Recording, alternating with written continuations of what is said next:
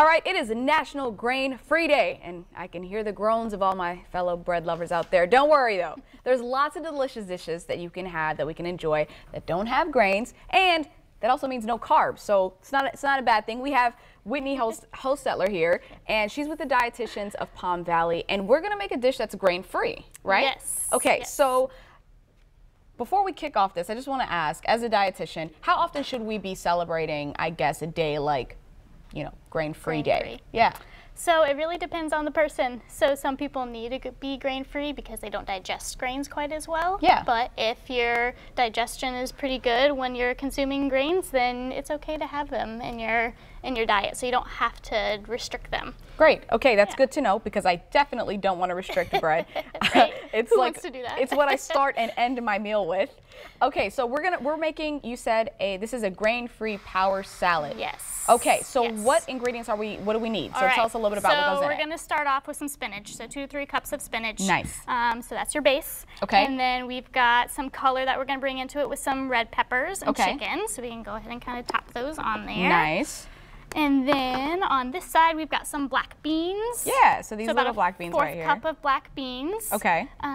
So that sprinkle provides some of those in there. Carbohydrates that we're sometimes missing out on. Okay. And then we've got some sunflower seeds. So is it a quarter cup? So a little bit less than that. So usually I would. So it's a little too much sunflower seeds. So I would usually just kind of sprinkle them on there. Okay. But if you want to go for if you want to get crazy, you can. Right? Yeah. But they're delicious and very filling too. So all right. That's perfect. And so now I see this over here. It's a honey roasted chickpeas. Yes. So chickpeas are a great carbohydrate, great fiber, and a little bit of protein in there too. Definitely. Okay. So I had 5 grams of protein. So yes. about how much of this would we? I mean, we don't want to go overboard, right? Or can we? Yeah, so that's what we can use this for. We can do about a 4th cup of that. Gotcha, all right. So, and these are roasted, so they give you a good crunch. They smell great. Right?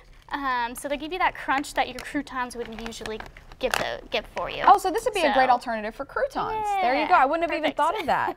Okay, because I'm so used to chickpeas being smashed in the form of hummus. Exactly. So this is nice that you can get them in a little crunchy form. Yes. So tell us a little bit about what the health benefits are. I mean, so we have chickpeas, chicken, bell peppers. What kind of health benefits are we getting out of the power salad? Yeah, so a lot of times when we go for a salad for a grain-free option, we're going really low on the carbohydrates. But just because you're going grain-free doesn't mean you have to go carb-free. So when we provide those beans in there, those chickpeas in there, we're getting some of those carbohydrates and fiber that are going to help you feel fuller for longer throughout the day and be more satisfied throughout the day. There we go. Okay, so right now this salad's a little dry. Are we topping this with anything? Yes. Okay, what do we got? So we've got balsamic vinegar. Okay. And an olive oil but I love garlic, so there's some garlic in this olive oil. So it gives a little extra flavor. Is a little splash here? Yep. So if you like to be specific, about 2 teaspoons or so of the balsamic vinegar.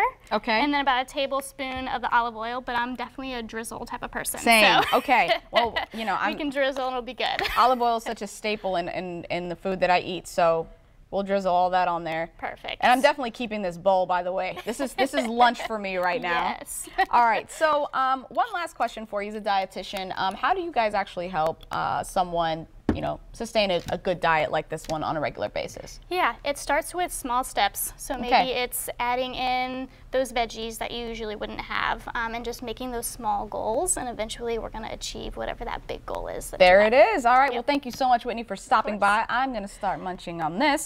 You guys can find this recipe and this